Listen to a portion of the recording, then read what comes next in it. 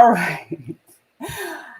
All right. So now that I am not muted, we're going to try this again.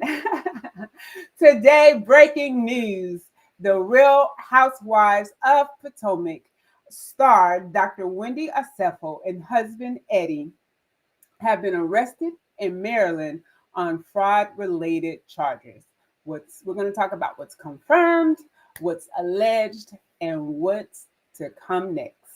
All right, let's get into y'all. Welcome back, my Mojo family. I am Missy Jomo, and we will cite sources throughout this story. I will leave links in the notes in the description so that you can find where I dug up this information from. And remember,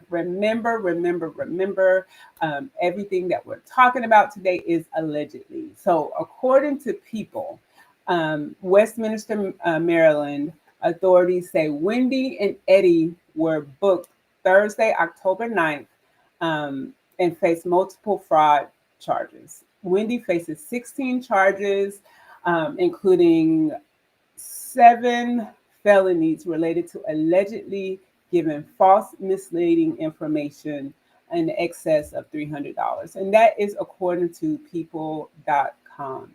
So, Entertainment Weekly reports Eddie faces 18 charges. The case ties back to an April 2024 burglary report and suing insurance claims, and that's according to in the Entertainment Weekly. People also adds that prosecutors allege a personal property claim for around $450,000. Investigators say some items listed as stolen was apparently returned for refunds, and social media posts appear to show Wendy wearing a ring listed as stolen. Wendy, call me Dr. Osefo. You are supposed to be my shero. Say it's not so. Say it's not so. I'm going to continue to say this is allegedly until something comes out. But April 2024, the Osefos reported a burglary while the family was in Jamaica, and that's according to Entertainment Weekly. They were both arrested and booked on October 9th, 2025, so that was just yesterday, in Westminster, Maryland. On October 10th, coverage spreads across the nation. Entertainment outlets and a representative tells the couple is home and is in good spirits. So they're apparently already bailed out. I don't know the details of that bail, but they are not behind bars currently. They're in good spirits and they are asking for privacy. So when I came across this photo right here, I was speechless. You know, this is what I speak about a lot of times when it comes to people wearing masks, to mask this facade of a life. You know, you see it, and we know that Dr. Wendy does do well because, we see her on The Real Housewife of Potomac. She has her own show now. I haven't personally tuned into her show, but from all that I can see, that she is really doing well right now. I'm not as familiar with her husband. I have seen him on the show, and together they look like a powerhouse. And so I'm really shocked and really disappointed in seeing this image today. This is their actual book photo. So the problem is, so they allegedly gave false statements of and theft claims, which to the insurance. So broadly, prosecutors are going to have to show intent to mislead about material effects tied to the payouts. So apparently they were paid out. I don't have a number of exactly what those payouts are, but the penalties vary by court and jurisdiction. And of course, um, that depends on the total amount that was allegedly frauded. So the next steps are arraignment, discovery, potential motions, and plea or negotiations or trial.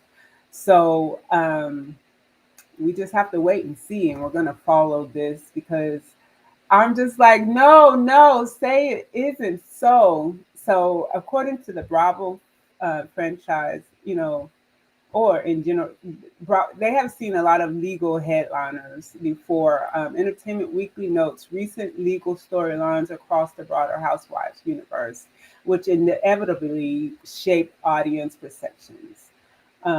We have seen a lot of arrests as it relates to the franchise, and I, I'm not going to even go down the list.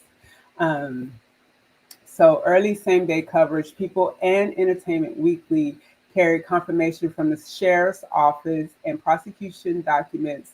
Tabloid outlets amplified mugshots, as you see here. Um, it's disappointing. It is this the Osefos, if if this is true, I am truly disappointed. And we should definitely um, take off the mask. That's all I can say. Take off the mask. Stop trying to live the life that you aren't ready to live. Cut your cloth according to your size. Okay. Um, Court calendar filings, whether insurers or the retailers are named in related filings, we don't know. Statements from Bravo or the Osefo legal team, any motions to dismiss or consolidate charges. We're still trying to find out. You have any questions, I may be able to ask, put them in the chat. Let's have a conversation. Um, where do we go from here with the Osefos? Let's see. Any questions in the chat? Um, no questions. No questions. No questions in the chat. Or statements or comments or anything that you can add to the story. Bring it. Bring it. So let's see what other information do I have here. So okay, law enforcement in Westminster, Maryland, confirms their arrest and the number of counts as of October 10th, which is today, and that's according to People.com. Prosecutors allege a $450,000 loss claim and cites returns, refunds tied to items reported stolen. Oh, say it's not so. A representative for the couple says um, they're home with family. Um, yeah. I don't know what else to say. And I'm going to take this picture off because this picture is nothing short of disappointing. I've been having a series of behind the mask and how people show up, especially in social media.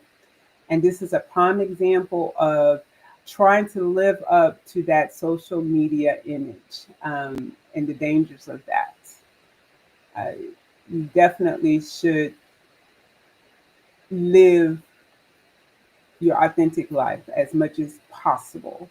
When your mask cause you to have to do things that are not legal, allegedly, um, it can really, really ruin your life because even though some of the charges are felonies, low level felonies, I believe misleading information to insurance companies is a low level felony. It's what I remember that it is.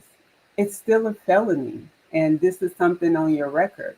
You know, you have a doctor in front of your name. And I know, like in this current political climate, sometimes it almost seems like that doesn't even matter. You can have a couple of felonies, and you can hold, certain positions in the United States of America. But you know, we need to live authentically, so we don't feel like we have to break the law in order to maintain the mask that we are wearing. So this is just I had to come live because this is just an example of inauthentic living, behind the mask, wearing, showing up more in, mask than showing up authentically. I know that Dr. Wendy Osefo and Eddie are doing well in life now. I don't know what their pocketbook says or what their checking account says, but I know that Wendy's very very elegant, and I, I'm speechless. I just really don't even know what to say. Um, if we don't have, I don't think we have any comments in the chat. I just jumped on here to do really a quick live. Let me see. Um, yeah, I don't see anything else. I don't see anything in the chat. Um, let's talk about it. We'll come up. We'll be back with some updates and the latest information. We'll follow this story and see where it leads us, and hopefully, it leads us to a innocent claim at the end. Because I, I don't want to see, and if this is first time offenders, I don't see them spending any time in jail or prison, of course. First time, I'm not going to say they're going to get a slap on the wrist, but I definitely doubt they'll spend time behind bars, maybe probation. But I'm not a lawyer. I'm not in the area of law. I just know from um, just previous cases, similar cases, and first time offenders. Um, More than likely they won't spend any time behind bars if found guilty, and of course if they're innocent they won't um, see any time behind bars. But for their sake, I really hope that they are found innocent. So I still don't see anything in the chat, so I am going to end this live until next time. Remember to like and subscribe to my channel. I will start doing more impromptu lives, but you remember you can always catch me on Thursday at 7 p.m. talking about real life, real authentic topics.